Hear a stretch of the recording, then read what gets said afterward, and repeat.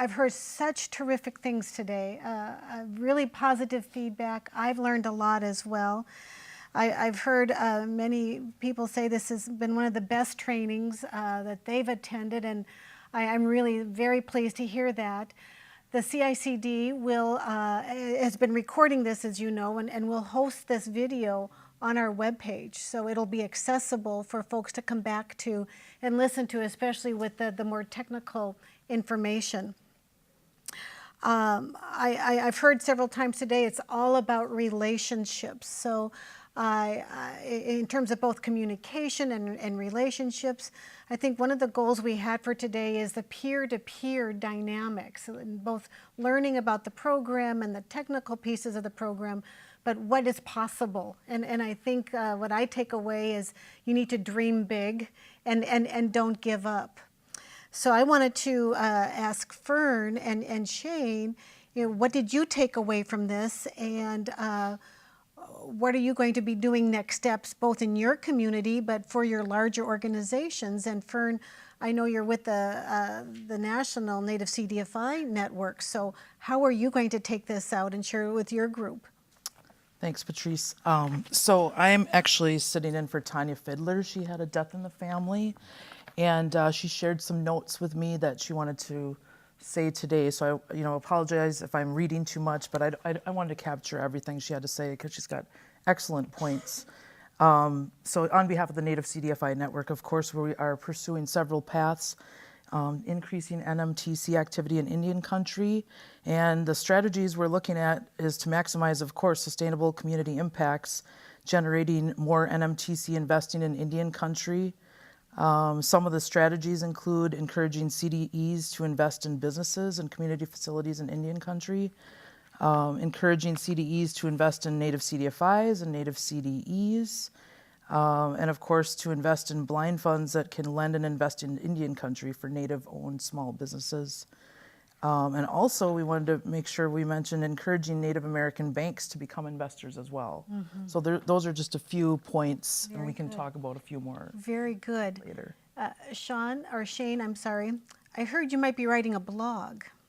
So yes, in conjunction with the CDFI fund, we talked about an idea of maybe trying to capture some of the ideas that have been brought up today and maybe expand on them with links to some of the resources. So I'll be working closely with them to put a blog together. Good. I've never done a blog before, so I'm really looking forward to what it is I'm going to say. Mm-hmm. But I think we have a lot of material to cover. And so I think that's a great next step is the communication. Yeah. And I think you hit the nail right on the head is us in the room communicating with each other, not just here, this is important, but continuing the dialogue, not being afraid to pick up the phone and call and say, hey, what do you think about this? This is the second conversation I've had with Jeff about his bank investing in my CDFI, and it's just kind of cultivating that relationship. Mm-hmm. Don't hesitate just to call out those that have done it. We're very happy to share because we want you to have the same success, because we want to also come back later and maybe collaborate on larger deals. So there's two Native CDFIs that reached out to us in the past 2 years and asked us, could we have a big deal, but we do not have the money. Can you purchase a couple of loans out of our portfolio to recapitalize us? So we got together, we made the deal. Another one had a CDFI match, and their tribe couldn't bring it to the table. So we got our interest rate as low as we possibly could to help them do that. So we're looking for ways to collaborate with you. And I'm trying to do a deal with Native banks just to get the relationship started so that my board looks at Jeff's bank and goes, why are they lending to us? Well, I'm not interested in deal 1 with Jeff. I'm interested in deal 2, 3, 4, 5. The relationship, I think, is key. So keep the dialogue going. I think NCN is probably going to do a roundtable call of some kind. Yes. And so actually, I don't know how long we're going to do this little session, but I did want to do a shameless plug for the annual meeting. We're having an NCN annual meeting in Washington, D.C., end of November 28th and 29th, and we are going to definitely have a panel on NMTCs, and of course actually have some convenings either through webinar or other means in the coming months between now and then as well. So the Native CDFI network is definitely wanting to continue the conversation and have these meetings and important Good. gatherings or at least discussions to keep this fresh and connect the dots and definitely continue those relationship building. It's so important. Very good. So some of you may know that the CICD works in 4 areas: land, home ownership, education, and business and entrepreneurship. And our work this past year has really focused on home ownership, housing and home ownership, particularly on trust lands, so land and lending. And we've learned a lot about the lending systems and about how that operates in Indian country. And in that scheme or scope of lending, we've also taken a look at Native American financial institutions. So we wanted to know who's serving Indian country. Jeff's motto is more, better, faster, and that's including all of our Native financial institutions. So we have a NAFI initiative. It's our Native American Financial Institution, and we're mapping and scoping all of our Native financial institutions serving Indian country. And we're having a gathering later this summer, a first of its kind. We have put the announcement in your folders. So we're hoping that you'll be able to join us in Polson, Montana on the Flathead Reservation. Like I said, it's the first of the kind. Our Board of Governors is very interested in this work about our minority depository institutions, which, by the way, we don't have a lot of information on, and Native Americans are not represented in that project. So aside from our work in looking at Indian country and Native financial institutions, the Board of Governors is really interested and is committing its time and resources to pulling together this gathering. So I'd love to encourage you to join us on the beautiful Flathead Lake, but really more for the continuation of conversations like this about how we can support each other and leverage each other's resources and expertise. So you can find information about this on the CICD website. And if you want to talk to any of us in the CICD, Nikki Paradas, Dick Todd, or myself, Sandy Gerber knows a lot, and Mishu will be joining us as well. So I think this is the last part of this before we say thank you. Is there anything else you want us to do as we carry on this conversation? Yes, Mr. Piccolo. Yeah, I don't know how much to say or where to say what or what all is supposed to come out at this ending part. But one of the things that it struck me a little bit today, and I've heard it for a couple of years now, is there's this melding of tribal. Anything tribal is tribal. Well, it's not always. I mean, Native CDFIs are tribal, but we're not tribal entities. And so I hear some of that going on. I hope that in the future, maybe as these discussions continue, that that delineation is made much more clear. There have been some new market tax credit projects that have happened on my reservation, and none of it ever touched my organization because the outside suits came in to my tribal, did their deal, and were gone. And there's been another deal that I actually brought all the key players together. It got started, and then eventually I wasn't on the emails or the phone calls anymore, and it's like, okay, there's a difference here, and we need to make sure that at least on the policy level, that whenever you talk about Indian country and something going into tribal, that doesn't always mean that a Native CDFI is building capacity out of that. And in our case, it doesn't at all. So I think that's a discussion that I'd like to see us have. I would like to see Native CDFIs build capacity through new market tax credits. And right now, new market tax credits, really, I don't know that there's that much capacity building going on. I mean, I think you got a few good stories, but and I don't know where it goes, how you get there, but I don't think you get there until you start drawing that line and saying, okay, here's the problem. Does that make sense? It Did I does. It articulate? does. And maybe I'll ask Fern and Shane to respond as well. We've heard this quite a bit, the tribal identity versus the individual Native American owned bank or organization, what have you.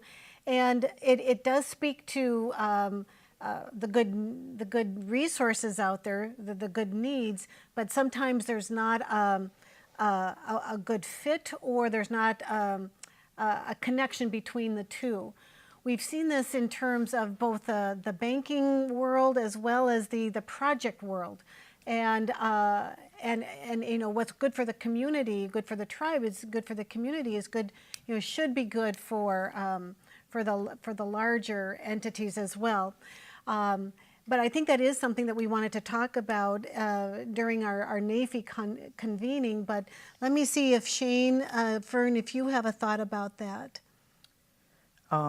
One strategy I can think of is probably having like native CDFI capacity building for NMTCs, like Ted was mentioning, but then to have also trainings developed for NMTC investors to invest in Indian country, and raising that awareness and opportunity, and basically just connecting people ultimately is what we're trying to do. But raising the capacity for the native CDFIs and building that, and also focusing on the uniqueness of CDFIs and our autonomy from tribes, and making sure that investors and the general public, the tribes themselves, even understand that we're standalone CDFIs. And actually, I think that's one of the caveats to becoming certified by the fund, is you can't have that governmental control. So you have to be separate from the tribes. And you're definitely a resource to the tribe, a resource to the community. Yes. And you can provide a lot of things that the tribe can't in terms of the overall structure and deal. Have you come across that, Shane? In conversations with Ted, we've talked about this at length, and I'm very sympathetic, and I think it's real important. I'm a father of 3 little girls, and so that makes me by default a fiercely feminist daddy. And we talk about, you know, the glass ceiling, and some women will instead of breaking the glass ceiling, they actually go up, and then they don't end up helping other women break that ceiling.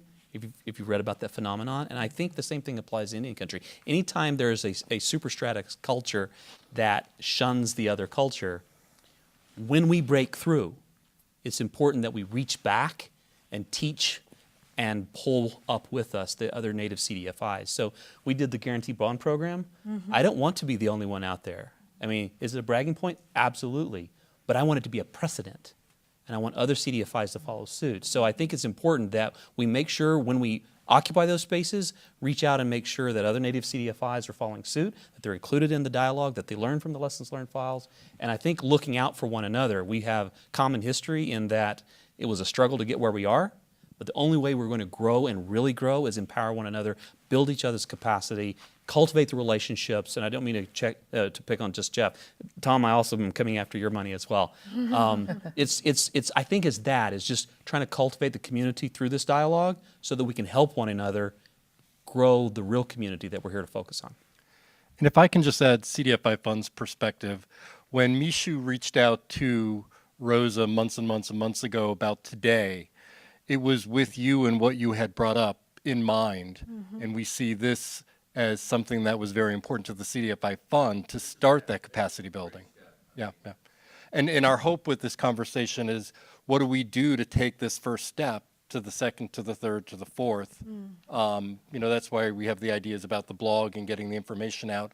When we sent out the email, we made sure we sent it to every native CDFI, every native CDE, and then Shane went an extra step and sent it to all the tribal representatives too. Nice. So that is our intention. And we do look forward to other opportunities to work with other Fed offices, other organizations, in making that happen. So. Right. Allison? We're interested in putting this show on the road, if you will, taking it to the West Coast, maybe to the East Coast. I think this has just been such a terrific training opportunity, I think there'll be a lot more interest. Yep. I just, And Allison had something too. and I was really going to just like amplify your statement. So, I mean, I think one of the things that we've seen new markets bring to CDFIs, the CDFI industry generally, is it's built the capacity, it's built the bottom line of CDFIs. So, Julia can speak to this. I mean, you look back pre-CDFI, pre-new markets, and there weren't the depth of relationships between CDFIs and investors. To some degree, new markets, tax credit has become like the crack of the CDFI industry. Like folks, if they don't get it after year and year, it becomes a problem. But it's because it's really allowed CDFIs to generate significant income that they put back in their community. So it's important, I think, to get native CDFIs into this game. One, because there's some really important high impact deals that need to get done. But I think it's also a critical way to build the native CDFI sector. And if Ted can't, I think when you're saying you're sort of partnering, but you're actually not getting the benefits of being a full partner. And I loved hearing Dakota talk about how they went from being a Quilic into moving into a different direction. But I think even short of that, thinking about ways that maybe coming up with community impact agreements or documents that native CDFIs can say, we really want to work with you on this. We want a finder's fee. We want something that really gets native CDFIs seriously into the game as a partner as opposed to just a deal flow. Builds the capacity of native CDFIs. I mean, that's we need in building the capacity of native CDFIs. That's what needs to happen. And really, there's only so much you guys can do, at your level. I think you're doing a great job by putting this thing on. I think it's going to come down to a policy. It's either got to come down to the industry, meaning the non-native allocatees and CDFIs out there saying, "Hey, we need to." We need to engage these native CDFIs out here and quit jumping over them and getting these deals done and then going back, back home. They either need to figure out how to do that and self-regulate themselves, or there's got to be it's going to have to be a policy. I think a policy change to where I don't know what that looks like. Maybe that's a discussion with the policy people later on. But because right now, there is some development going on in Indian country, but it's not building any capacity or very little capacity of native CDFIs. Okay. Can I just add something to that? So there,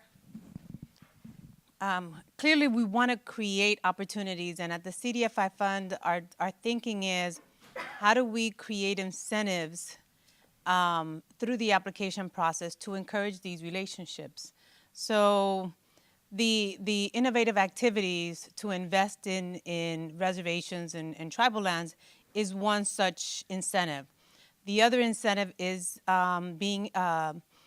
investing in unrelated CDEs.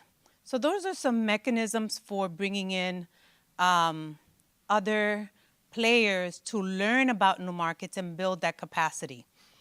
That said, I think the work on the ground is, there's another way, is to get on a board. Get on the board of a CDE that, and so from our collective perspective, how do we encourage native or non-native CDEs that have allocations to bring native LIC representation to their board? Because once you sit on the advisory board, one, you learn a lot, but also you get to help them inform their strategy. So I think some of what I've seen happening is that people decide, well, do I or do I not want to go to native country? And then build from there whether or not I need representation on my advisory board. I think we can flip that a little bit and say, can we get CDEs to include native CDFIs into advisory boards for the larger CDE community so that one, you learn, but also you help them think about how can they work with you. Many years ago, when I first started New Markets, when I first got appointed to New Markets, one of the coolest things I ever saw in an application was, well, we have this board, and this board is made up of CDFIs. The advisory board is made up of CDFIs, and our advisory board helps us find deals. And we give them a finder's fee for that, right? Now, how that would work among each CDFIs, but that is not a novel concept. That was a concept, when I first started New Markets in 2004. And so the idea is, how do we get more CDEs involved in that? And to the extent that we can sort of, my thinking is, how do I build something? How do I take the competitive process and use that to influence behavior? But I think there's also discussions and collaborations among you all to keep that or to get there as well. So I have several points there, and I love to hear your comments, Rosa. I think that there are limited opportunities for those ways that you said. We tried fairly early on to do the profit sharing with CDFIs in 3 other states when we expanded our territory with partner CDFIs, and we didn't get a single deal from any of them, even though we offered them 1% of any deal we closed that they brought to us. 1% of allocation. I would have thought that would have been a big motivation, but it just didn't drive it. And so I'd like to see. We've been working with trying to find ways, but it doesn't seem to hardly scratch the surface. I would like to see a better way for Native CDFIs to get into new markets. The program has become so competitive that without a new markets experience track record, it is nearly impossible to get an allocation. I know set-asides are difficult to do, but that might be one thing to consider. The controlling entity to provide a track record is very limiting in that the Native Ninth asked us to be their controlling entity. But if we do that, then we forego applying ourselves. And that's an important part of our strategy in Indian country and not. So we weren't able to do that. I had suggested to Annie last year that the HUD 202 program, Senior Housing with Services, allows a sponsor. I don't know what they call it exactly, but Impact 7 served as our sponsor when we applied for HUD 202 some years back. They were still able to apply for HUD 202 at that same time as sponsoring us, and they provided us with some expertise to work back and forth and help us get up to speed on that program. And that would be, something like that would be ideal in this situation. If we could provide that sponsorship to Native CDFIs and allow them to get into it as well as us continuing, I would love to do that for one or more of them and really provide that support. We had a management agreement with Native Ninth offering to provide services to them to help support and teach them along the way to get experienced. So there are varying levels that we can play together and help, but it needs to be more broad than just a few things. We need to go at it in multiple levels. And so I would hope that you could help us as well as us helping each other. Very good. The one thing I would say, as far as set aside and other ideas, you have NCN here. You have Shane, who's the advisory board chair. We're going to be having another advisory board meeting in August for the CDFI fund. We can take what we hear back to the office, but I would use these 2 organizations, these 2 people, as advocates for you especially Shane when he's coming to the advisory board meeting, to make that as a priority. Because they're great ideas, and NCN has a legislative agenda. Unlike the CDFI program, where the statute allowed us to do a carve-out, new markets, we don't have that latitude, so it's going to take an act of Congress. But you have NCN that has a legislative proposal there, that they could be working on that on their side. So, Would the fund have the ability in the scoring process to segregate experienced and inexperienced applicants, CDEs? And how do you describe, how are you defining experience in that context? Well, that's up for grabs, but to allow newer CDEs to get into the program, it's quite difficult nowadays. Yeah. So here's the thing: is the way we had envisioned it is without having to, to enable this process, but not sort of compromise some of the other requirements that we put in place. Is this whole unrelated CDE, right?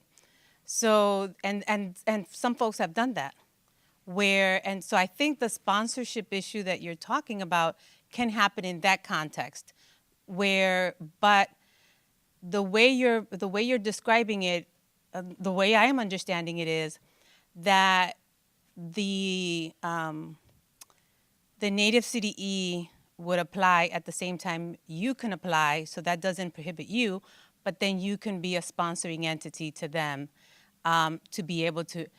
So that issue, you can do that through a management agreement, but if the activity is going to be to manage this CDE, then you run into the common enterprise, right?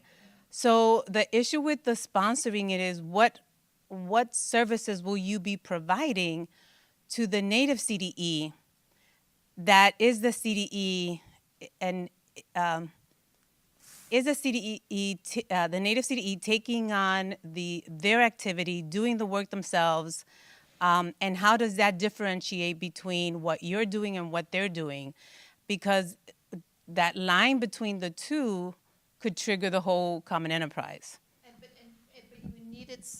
you would need it set up in a way. I think this is the challenge that folks are facing now. You would need it set up in a way that the sponsorship would actually leave a capacity in the hands of the native CDFI, so they could apply in 2 years and answer all those questions that they have the internal capacity. So the way we envisioned it with the innovative activity is that, so let's say you wanted to invest in a CDFI, and for that CDFI to do an activity with you or for you, right? So let's say you wanted to establish a small loan fund, and you wanted to use TED's CDFI to manage that.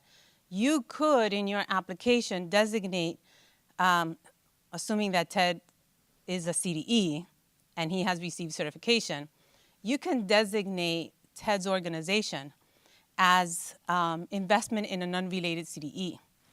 And then you would indicate how much of your allocation you would use to provide that, to suballocate some of that to TED's, basically you're providing a QLICI. And then he's going to use that QLICI to take on an activity. So the issue, the benefit there is that you get to sponsor him by teaching him, but there is something that he is doing for you or with you. But he does not apply at the same round, right? So that's transactional, sure. Right. So no, but it could be. I've seen that when we first introduced this, the people have done this since the beginning. But and the first one I remember, I think Impact 7 was one of those where we had a CDE in Wisconsin and was using some of their awards in Impact 7. And that was the first time I ever saw it. And then it sort of disappeared. It disappeared for a while. And then when we conceived the idea of this innovative activity, we said, well, wouldn't it be great to be able to have a wider reach? So CDEs that are not competitive yet, how can we get them to learn new markets and build a track record while they're learning? Now, the thing is with that track record is you may not be able to build that like in 1 year. It's going to have to take a concerted effort, right? But the idea that is at some point you're going to have enough track record of your own doing culiques and enough experience for you to be able to get an award. So the idea is, do you have a plan where you can designate a portion of your allocation to another CDE that you're going to work with? What is their incentive? What is their incentive to work with me? Whoever, I forget who the entity was. Yeah. So the incentive is they're in the innovative activities, designating an innovative activity and quantifying how much of your allocation would lead to a higher award.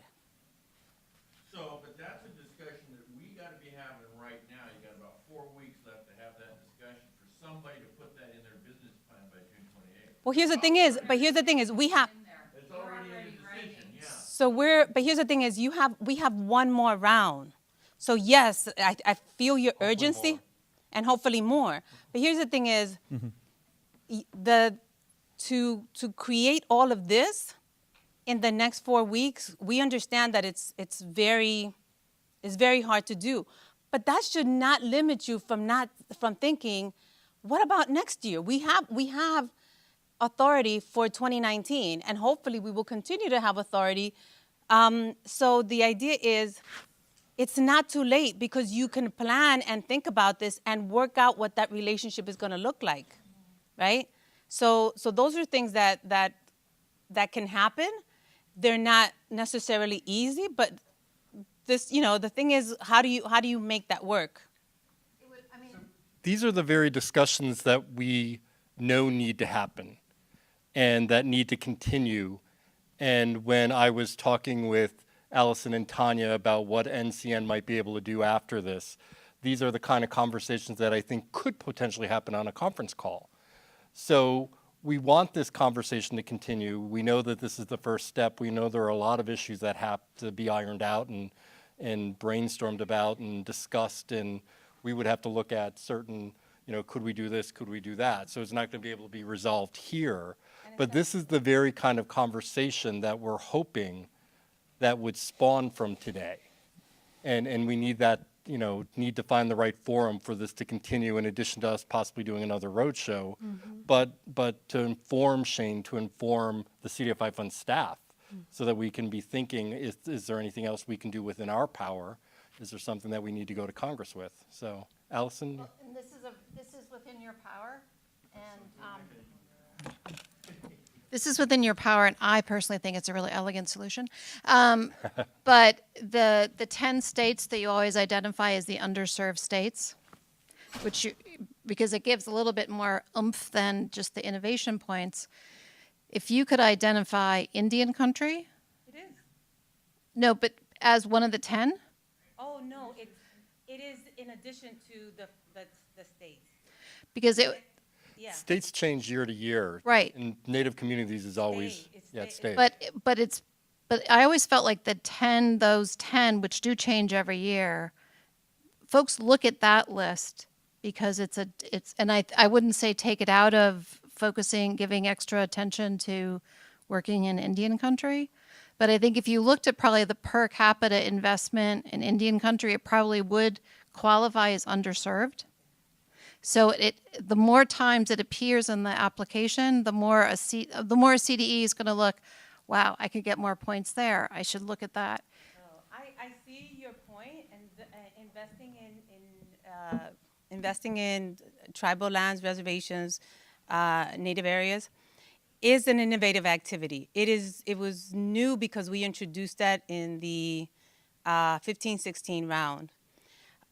With the identified states, only a couple people got it the first year because people were like not quite sure what that would look like.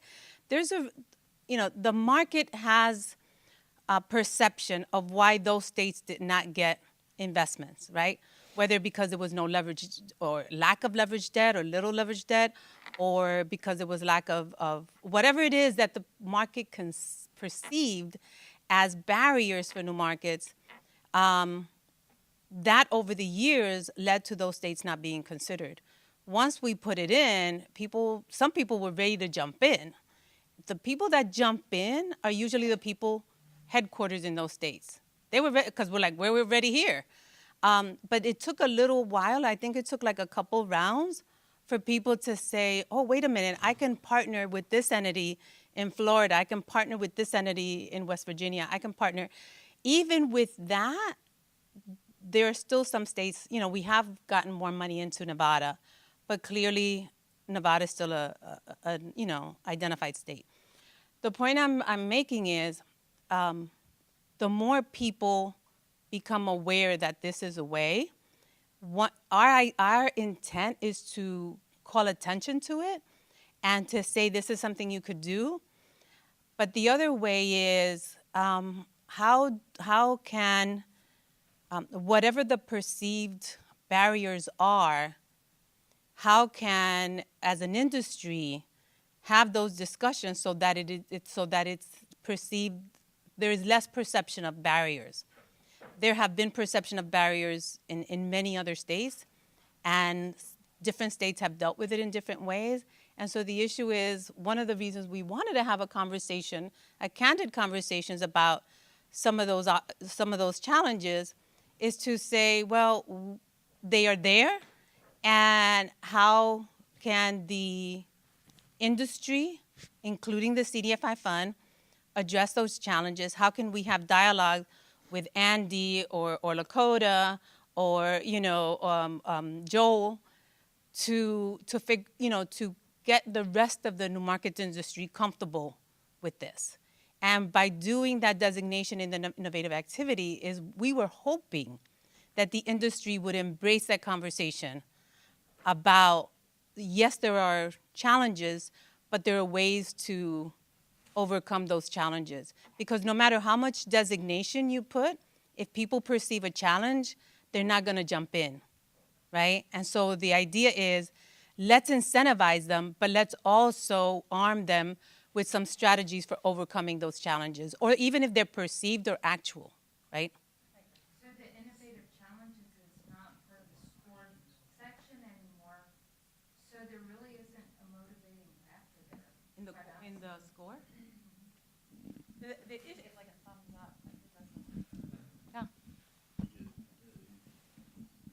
And on the innovative section, our consultant advised us last month, we've got 3 or 4 of the items selected, and she said, cut way back on your commitments to innovative activities. This is over half of the allocation you're applying for. You don't need this.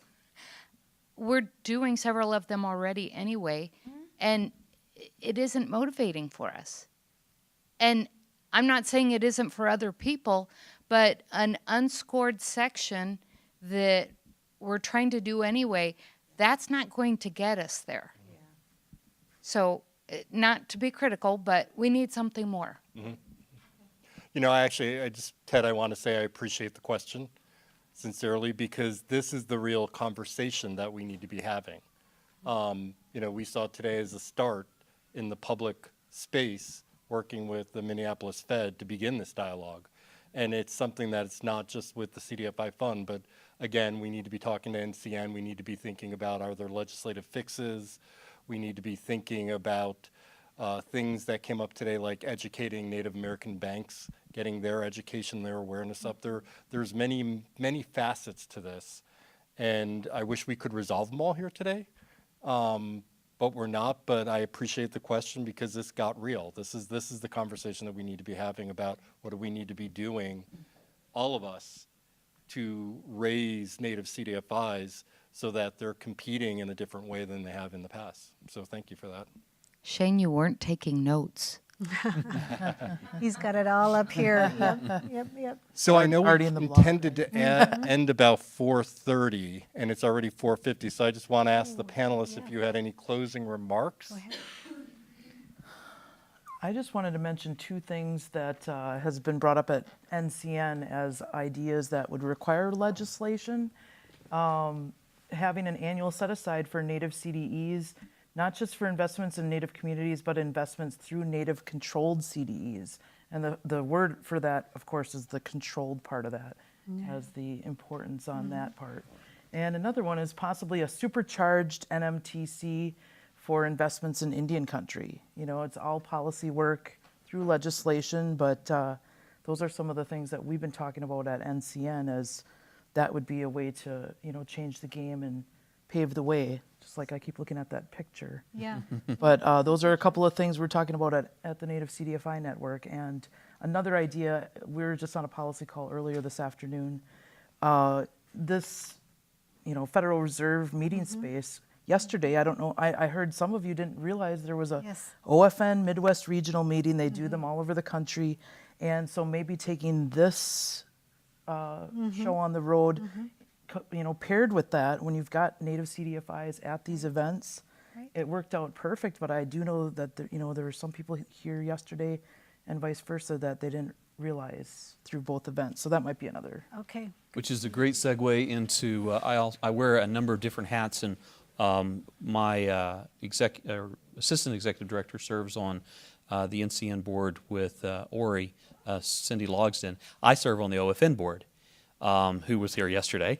But just at their last board meeting in D.C., I was notified that Wells Fargo, who's had a little bit of a bumpy road in the PR department, has offered scholarships for Native CDFIs to attend the upcoming OFN conference, I believe in Chicago. And so, you know, believe giving honor where honor is due. It sets a great precedence. U.S. Bank would be welcome to follow suit. But the bottom line is we need to get the word out, because there's a lot of organizations with a lot of innovation. And, you know, when we got the Guarantee Bond Program, it was through OFN. And we're the only Native sitting in that particular call. But there's a great opportunities to collaborate with CDFIs who are in Native space and who are not in Native space. Remember my comments from earlier this morning, the Woosters. Indian country needs Woosters to stand up for them. We've got a lot here in this room, you know, that are passionate for Indian country. They're not Native, but they care about justice. So join us at OFN, and thanks to Wells Fargo for providing scholarships for some Native CDFIs to participate this year. Very nice. I think I'm just going to end with a supercharged thank you to all of you for the day, for your work, for your commitment, for your vision. Thank you to the CDFI Fund. A huge thanks to Mishu and his team for pulling it all together. It's just been a real privilege to have you here today and yesterday, because we're just building. We're building momentum. So Mishu, closing comments go to you. That's a tall order.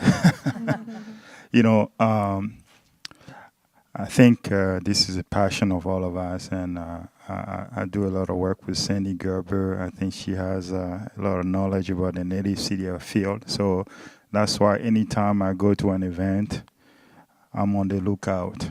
I always look for an opportunity to kind of increase the knowledge and understanding of the field, but also to make sure that the Fed is able to continue to provide information so that all you practitioners have all that you need in order to continue the work that you need. So that's what kind of prompted a conversation between myself and Rosa. Yes, it took us about maybe 10, 11 months to make it happen, but it did happen. So thank you again for accepting the invitation. Thanks for all your contribution. Thank you, Bill. You know, he and I, we talk, I don't know how many times a week, 3, 4 times. Yeah, I'm going to miss you too, so thank you so much.